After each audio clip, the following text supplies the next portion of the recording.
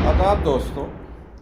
आज एक बहुत ही कॉमन प्रॉब्लम होती है लोगों में, स्पेशली ऐसे लोगों में जो लोग जो है आपके यूजुअली उनको ट्रैवल करना होता है, चाहे बस से करना होता हो, चाहे ट्रेन से करना होता हो, या लंबे लॉन्ग डिस्टेंस का ट्रैवल करना होता हो, जो डेली पैसेंजर्स होते हैं, उन लोगों में ये चीज़ें दिखाई जाती हैं। उनके काफ मसल्स में जो है वो पेन होता रहता है और बहुत सारे इलाज दवाई करके तंग आ चुके रहते हैं। हर जगह हकीम के यहाँ, इनके यहाँ, उनके के यहाँ मालिश और ये सारी चीज़ें जो है, एक्सरसाइज, कसरत, व्यायाम, सब कुछ करके थक जाते हैं। मगर उनके जो पैरों के दर्द हैं उसमें जो है उनको आराम नहीं होता। और ऐसे भी बहुत सारे पेशेंट रहते हैं जो डायबिटिक नहीं होते, जिनको डायबिटीज़ नहीं होती, मगर फिर भी उनके जो है पैरों में दर्द होता है। तो आइए आज इसकी वजह को जानते हैं कि वो पैरों में दर्द किस लिए होता है और क्यों होता है, और इतना कुछ करने के बाद भी उनको आराम नहीं मिल पाता। तो वो कौन सी ऐसी वजह होती है जिसके कारण से इनके पैरों में इतना दर्द रहता है।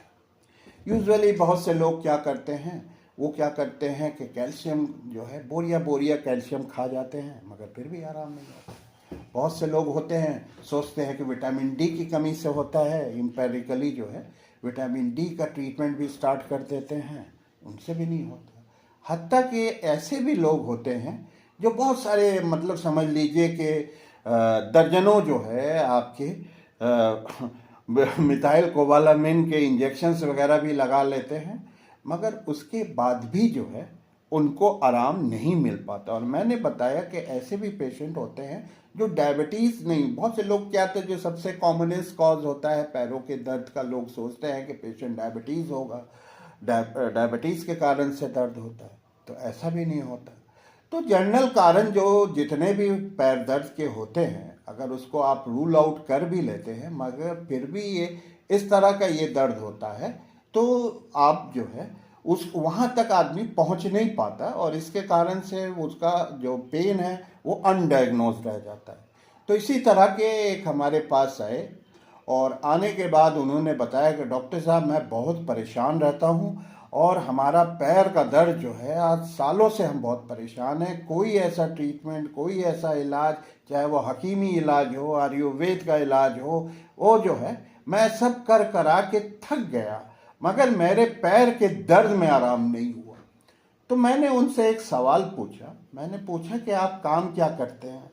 तो उन्होंने कहा कि मैं जो है डॉक्टर साहब, हमको डेली पैसेंजरी करना होती है। पहले हम जौनपुर में ही रहते थे, मगर अब मेरा ट्रांसफ़र हो गया, तो हमको जाना पड़ता है, रोज़ ट्रेन से जाना पड़ता है, और फिर हम रात में कहीं लौट पाते हैं। तो वो हमारा 2-3 घंटे 4 घंटे का ट्रेन का सफ़र रहता है, और हमको रोज़ाना जाना पड़ता है।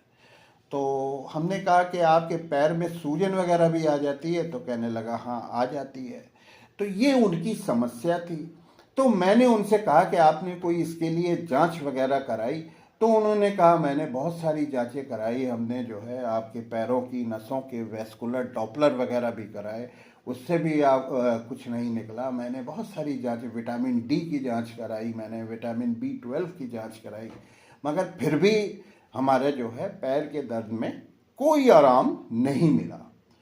और मैंने जो है आपके मिथाइल कोबालामिन के बहुत सारे इंजेक्शन्स भी डॉक्टरों ने लगवाए हमको, मगर फिर भी हमारा पैर का दर्द में आराम नहीं हुआ। तो मैंने उनकी जो है केवल मात्र एक ही जांच कराई, जिसको हम लोग सेरम मैग्नीशियम लेवल कहते हैं। और जैसे ही उनकी सेरम मैग्नीशियम की रिपोर्ट आई, तो फिर उसमें जो था, इनका जो सेरम मैग्नीशियम लेवल था वो बहुत ज़्यादा कम था। और फिर मैंने उसमें मैग्नीशियम ट्राइसिलिकेट की जो है सैलिसाइलेट की टैबलेट्स आती हैं, वो मैंने उनको दिया, और उनको 2 वीक्स के अंदर जो है बहुत ज़्यादा आराम हो गया। अभी कल आए थे तो बहुत खुश थे, कह रहे थे, डॉक्टर साहब मैं तो बहुत परेशान हो गया था, और मैं ये सोच लिया था कि इसको अब हमारे साथ भी मतलब जो है ये मेरे साथ ही कब्र तक जाएगा ये दर्द, मगर आपने बहुत दुआएं वगैरह बेचारे दिए। और उसके बाद जो है उन्होंने बहुत खुश हुए कि डॉक्टर साहब आपने हमारे मर्ज़ को पकड़ लिया और आपने सही दवा दे दी। मैंने कहा सब ऊपर वाले की वो होती है, हम लोग तो एक बरगुज़ीदा बंदे भी हैं, और समझ लीजिए मेन तो शिफा का जो काम है वो अल्लाह ताला देता है। तो जो जहन में हम लोगों की बातें आती हैं, जो हम लोग जांच वगैरह करवाते हैं, तो उसी से जो है ये मर्ज़ का पता लगता है। और शफा देना अल्लाह का काम है, हम लोग तो केवल दवा देते हैं। तो इसलिए आप लोगों को जांच के लिए बहुत पर्टिकुलर रहना चाहिए। और ऐसे जांच होती है जिससे आदमी को जो रिलेवेंट जांचें हों, ऐसा नहीं कि अनाप शनाप जांचें करा लें और मरीज़ बेचारा थक जाए जांच कराते कराते, और वो अपनी पैसे फाइनेंशियल कंडीशन से भी टूट जाए। तो ऐसा नहीं होना चाहिए। जो रिलेवेंट जांचें हैं वो जांचें होनी चाहिए, और उन जांचों से ही पता लगता है, ठीक है।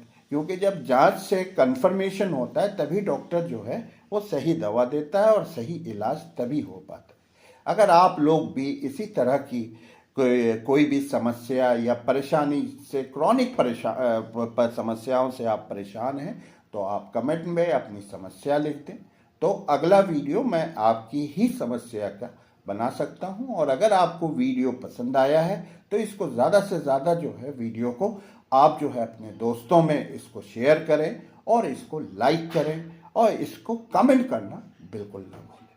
Thank you.